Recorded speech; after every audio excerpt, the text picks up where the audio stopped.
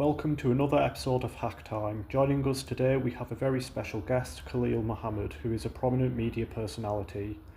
He has presented various children's TV shows and hosts the Today Show on Islam Channel. He's an award-winning radio presenter, writer and nasheed artist, and he is currently a nominee for the Media Presenter 2024 award. We hope you enjoy this interview.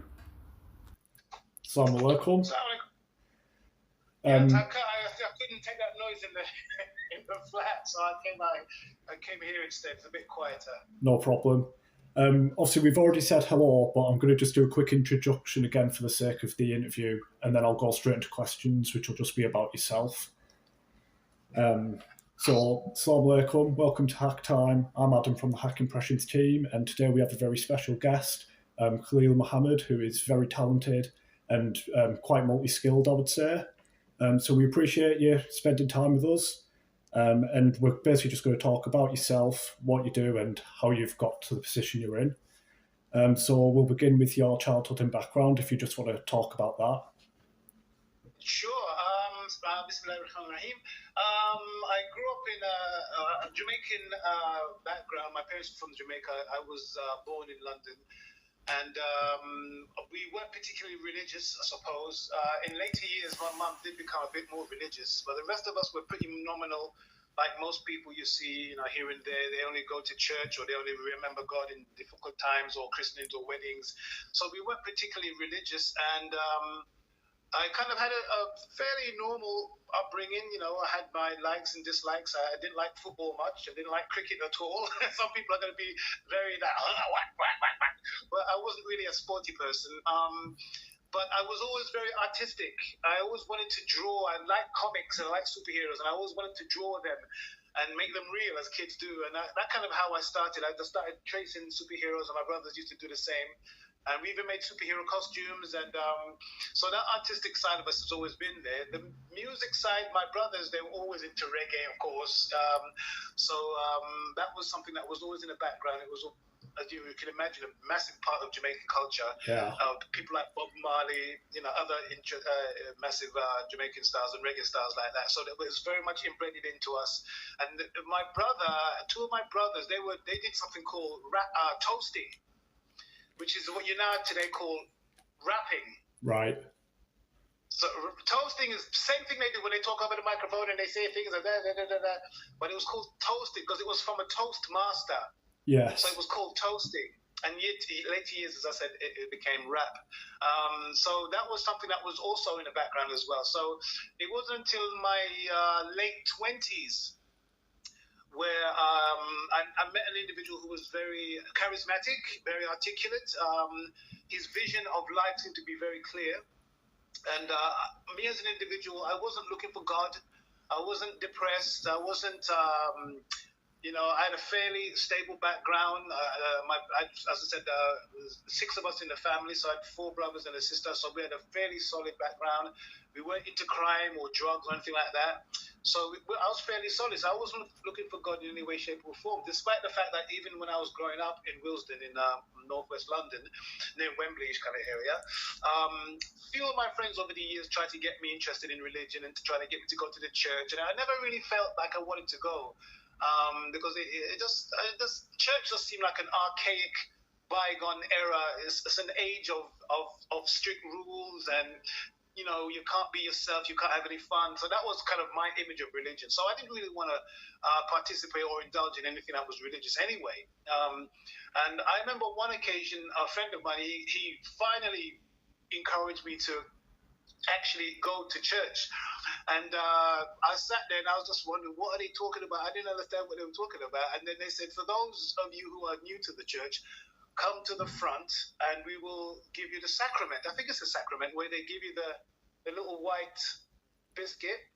Oh, yeah. And what do they call it? Is it sacrament? I think so, yeah, with the glass of water. No, actually it's wine. Is it wine? Yeah, they give you drink. It's supposed to be the blood of Christ and the flesh of Christ. The little white biscuit thing you gave it.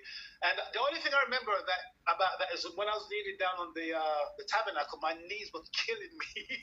That's the only thing I remember from that particular incident. But it didn't make an impression on me at all. So as I said, later years, I met an individual who was very articulate, very charismatic, and he was fasting at the time.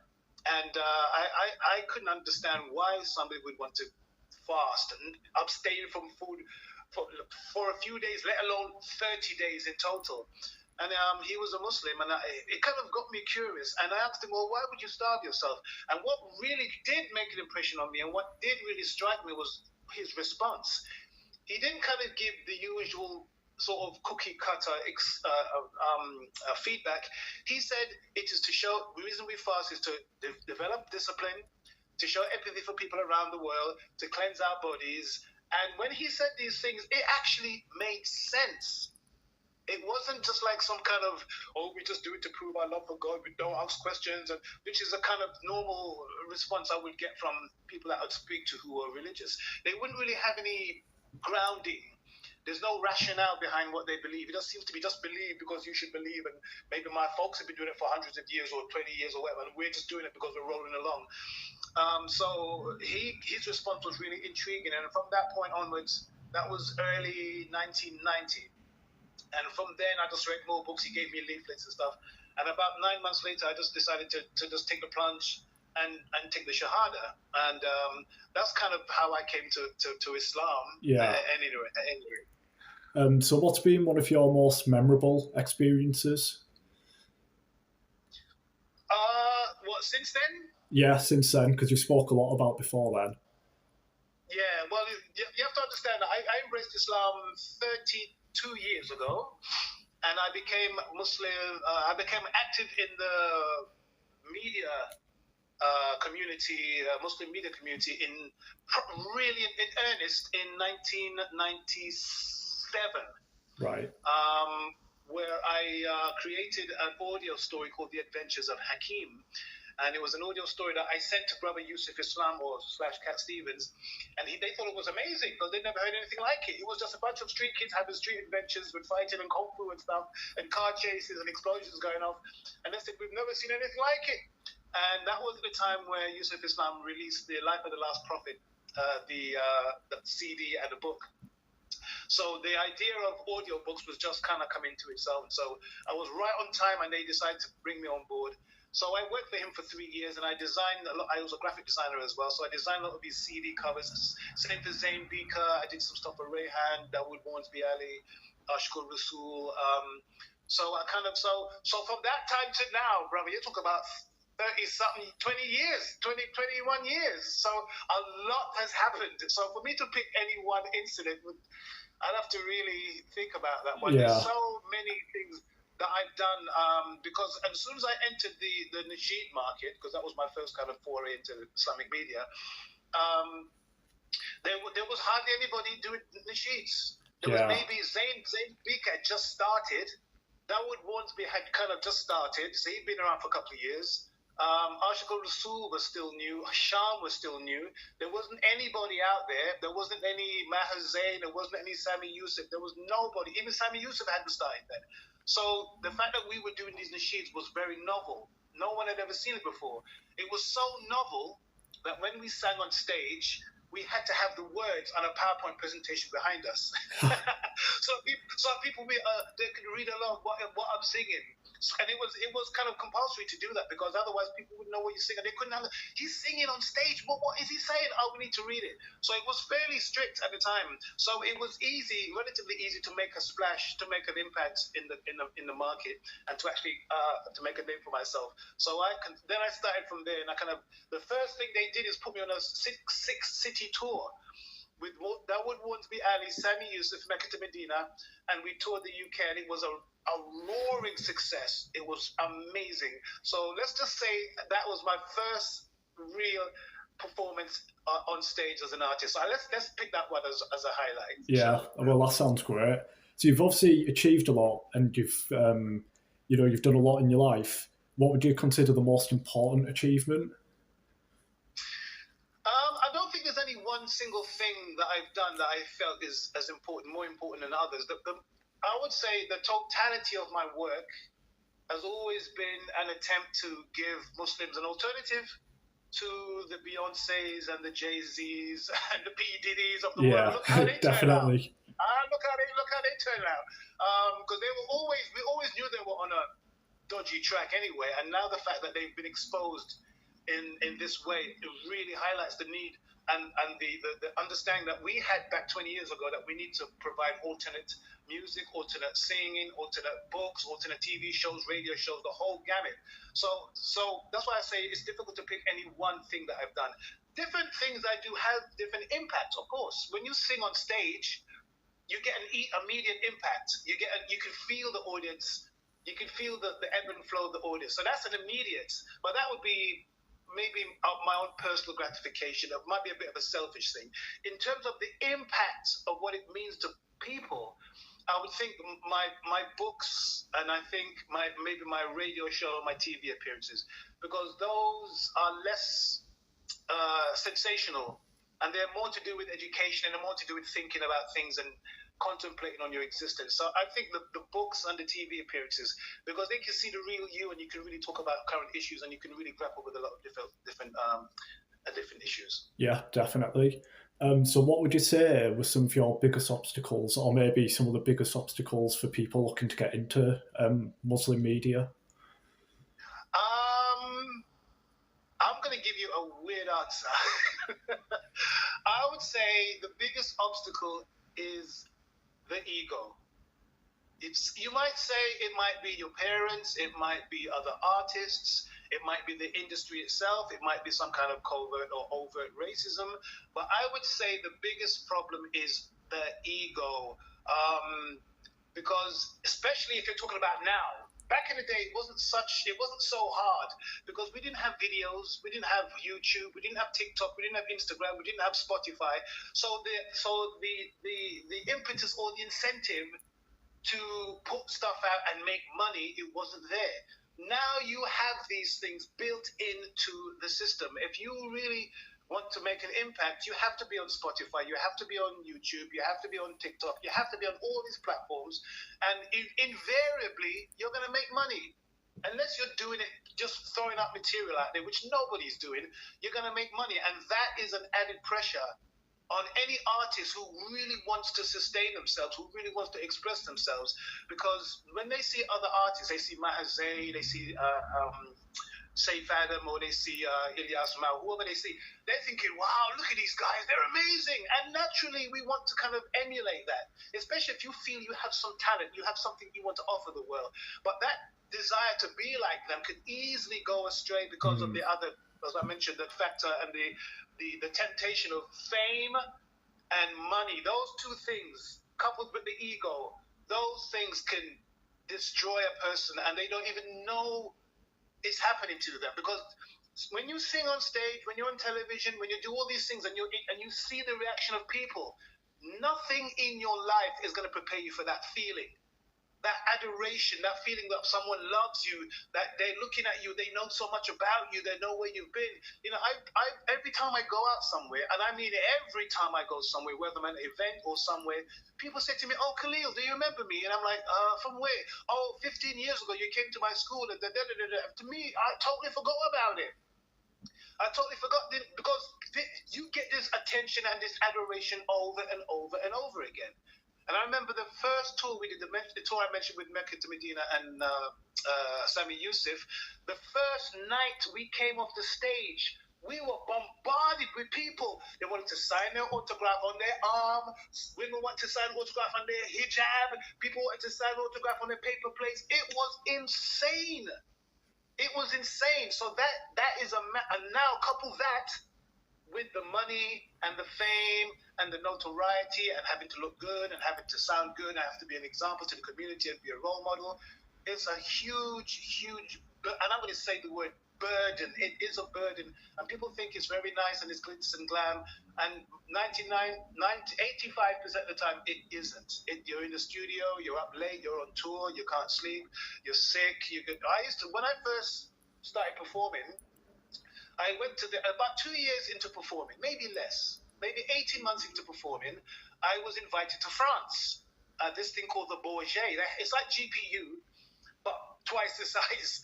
And they invited, oh, Khaleel, come and sing at GPU. We saw your songs, we saw your videos. Oh, we want you to sing. I said, okay, no problem. And I'd already been in France before. I toured with Rayhan for 9 cities around France. So I kind of knew the people. And by that time, I'd been on stage so much, I got sick. If I even saw a stage, I'd begin to shake. I'd get teary. I'd get nervous. And so by the time I went to France for the Bourget, I didn't want to be there. I was disgusted. I was just sick of the stage. I didn't want to be. I was like, why am I doing this thing? It's not fun anymore. It's not good anymore. I don't feel like I'm benefiting anybody. And I remember my first song came on, and everyone was clapping. Ooh! I just walked up and down the stage like this. And they thought, wow, he's going to do something really cool. I just couldn't be bothered to sing. Eventually, I sang the song. I sang 1, 2 songs. And it was an audience of 15,000 people. Wow. An audience of 15,000 people looking at little old me, tiny little me. I just couldn't, and I just went off, and my wife was looking for me. She's calling me, Khaleel, where are you? Where are you? I was just sat around the back, just not crying, but I was just so depressed. So that pressure that I experienced, and it took me a long time to kind of reconcile my ego with my ambition and my talent and my aim and my intention, all of these things vying at me at the same time. So you imagine all those things, ego, all of that, plus TV, plus Instagram and TikTok and videos and Spotify. I don't envy anybody getting into this business, and if they do get into this business, they need to have a manager, which is not always guaranteed success, but they need to have somebody in between themselves and the audience or the people that's going to hire them, whether it's a charity or organization, whatever. And they also need to have somebody that knows them before they were famous. Yeah. Because it's so easy to just go off and become a big-headed, I'm bad, I'm wicked, yeah. And because after a while, after you see 20,000 views on Instagram or 20,000 views on YouTube, you get used to having 20,000 views, and you want more, and you want more. After you've had 70,000, after a while, that 70,000, it doesn't mean anything. But 70,000, it represents 70,000 human beings. But you don't see that as human beings anymore. You just want more views, more hits, more comments, more adoration, more love, more. So it's a very for your nafs as Muslims, because in the mainstream business they don't care about that stuff. But our vision is to do with the akhirah. We're talking about, what does Allah subhanahu wa ta'ala expect from us? We talk about the nafs, we talk about the ego so much, but when you put yourself in that environment where it's all about that, don't let anybody tell you any different. It's all about the views, the likes, and the notoriation, and getting a better video than the other guy. One guy gets a performance. Why didn't I get that performance? How come he's on tour?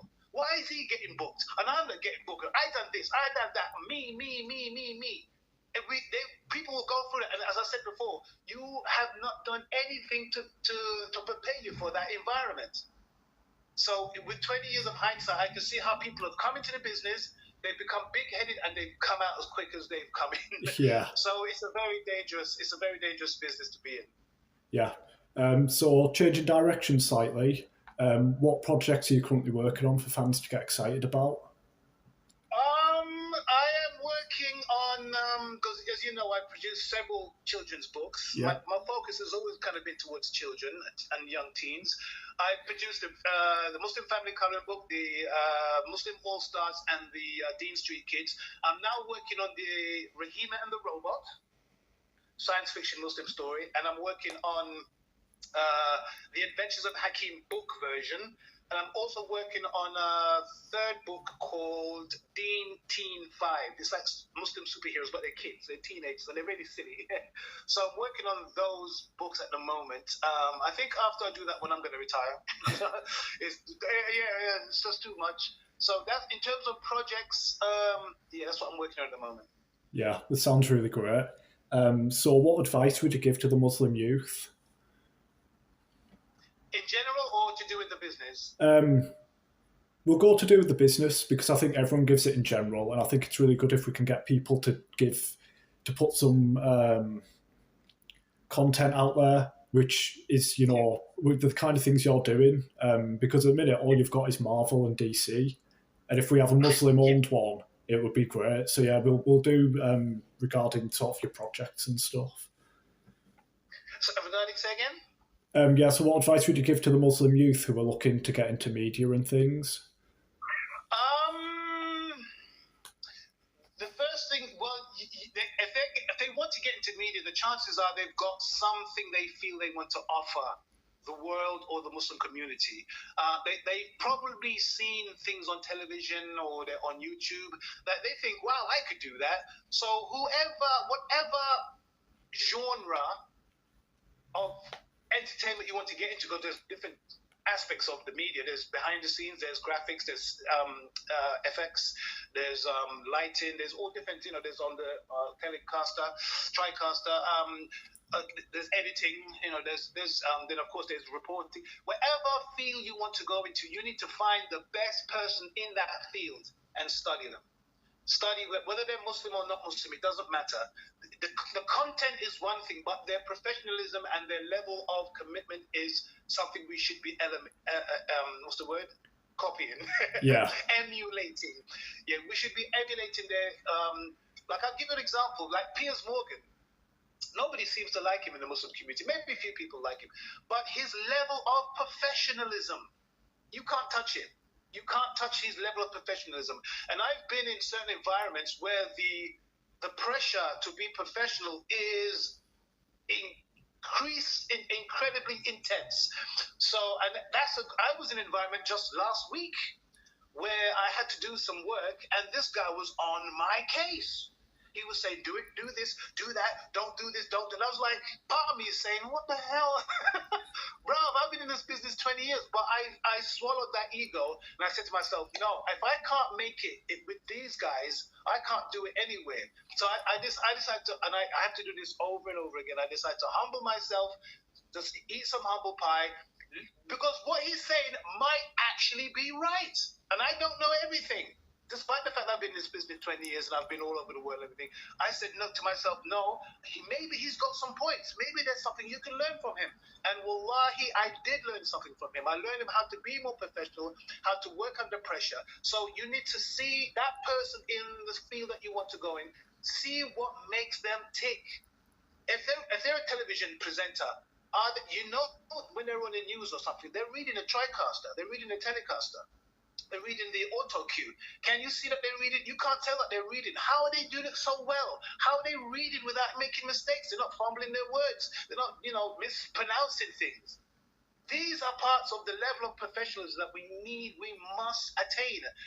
Put the ego aside. I'm just talking about pure professionalism and being reliable. Also, you don't have to be the best at anything. You don't have to be the best artist, the best performer, the best singer, the best newscaster. You don't have to be the best in any field. All you need to do is be the most reliable and the most professional and the most consistent. That is all you need to do, because there are 100 people out there that are brilliant at their work, but they're lazy, they're complacent, it's gone to their head and they think they don't need anybody and they just go off on their own thing, they're on an ego trip. And they won't get any work. It's about being consistent, about being professional, and being that person that they can rely on. If I call you to come at this place, will you be there? Make sure you're there before time. If you're a performer, so many Nasheed artists I know, they've got a terrible reputation for coming late. Yeah. And they it just seems to be a thing with them. They can't seem to get there on time. So since day one, I've always tried to be as professional as I can. When I go to an event, I say salam everybody that I can, that I need to. You're polite to everybody, no matter how much they get on your nerves. You're polite to everyone. You show the best manners, no matter what they do. No matter what they do, you're polite to them. You show good akhlaq, you show good adab, you show good manners, and you be as professional as you possibly can. Because getting the ego again, bringing the ego back into it is very easy. So see that idol, that person that you want to emulate, and see what makes them tick. If it's a Nasheed artist, how come Saint Adam's got these great songs? Why is his voice so nice? Because he's done a ton of work in the background. He didn't just wake up one night and one day and said, I'm going to sing. He's been singing for years and years. He's had singing teachers. He plays the piano. He knows notation. He knows music. He knows what production is. He knows how to craft songs. These are things that you have to hone your skills with. You can't rely on somebody to do it for you in the recording studio. And if you need that amount of assistance in the studio, then when you go on stage, you're going to sound terrible. So you must, as I said, you must have something to offer, whether it's singing or reporting or writing books, whatever the case may be. You need to have that professionalism. You don't have to be the best. You just need to be professional, reliable, and you need to be consistent. Sounds like really good advice. So on a closing note, is there anything else you'd like to share with the viewers?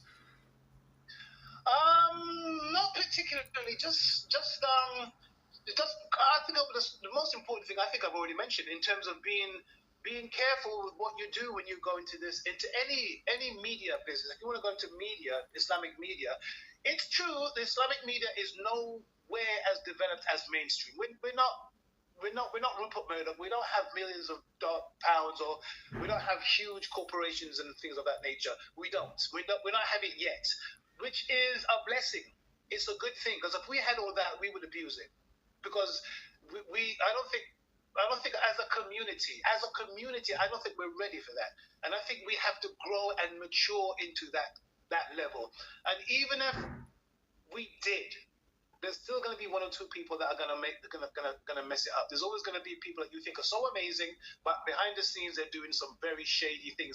I know of a number of professional household name companies that, if I told you, your toes would curl, that are very unprofessional, very unethical, very dubious. They lie, they do all sorts of things. But obviously I'm not going to tell you what it is. People have to find out for themselves. But the point is, there is a lot of bad behavior happening out there. There's a lot of ego, me, I want to be in the spotlight. Why am I not getting a shake? The spotlight. Why am I not getting a chance to shine and stuff like that as well? So, as I said, the most important thing is that you need to consult your nafs over something you do over and over and over again. Clarify and purify your intention. Why am I doing this? Am I just doing it for money? Do I really want to serve Allah? Do I really want to serve the community? Is it because these Nasheed artists, I'll just talk about Nasheed artists at the moment, they make a lot of money. They can make a lot of money. If they get 1 million views on YouTube, and then they get X amount of thousand streams on Spotify, and then they get performances, and that's a lot of money, and that can easily dilute and befuddle your intentions. So as I said before, have somebody that knew you well before you got into this business, and always because it's an ongoing process, clarify your intention. Why am I doing this? Because unless you keep an eye on it, an active eye on it, don't take it for granted you're going to be okay. Actively, you need to be making sure you're doing your 5 times namaz. You need to be praying. You need to be doing the fasting, all of it. When you go out, make sure you're polite to everybody, no matter who they are. Have time for the people that support you, your so-called fans. I don't call people fans, I call them supporters and friends, because the fan thing, I don't like the connotation of it. So you need to take care of those people that support you. Be polite to them. I've seen this shit artists shout at people and treat them like dirt. And I was saying, wow, dude, what you doing, man? And he was like, I can't even walk through the lobby without people disturbing me. I was like, what? So he's gone to his head. So the ego, the nafs, you need to purify your intentions over and over again. And I suppose as a derivative, that goes with anything you do, whether you're in the media, Muslim media or not. If you want to be a policeman, if you want to be a postman, if you want to be an IT specialist, those things, not as much as the ego, but in terms of your professionalism, those things still count, inshallah. They still matter. Right, well, I think this has been really beneficial. I think you've given some really good advice. So thank you so much for your time, Khaleel. And check out Hack Impressions page on Instagram and TikTok, because I think we've got a lot of interesting stuff you'll quite enjoy. Thank you, brother. Thank you. Assalamu alaikum. Walaikum salam. We hope you enjoyed this interview. Huge thank you to our guest. You can find him on Instagram and TikTok, and don't forget to like, comment and share at Hack Impressions. Until next time, thank you for watching.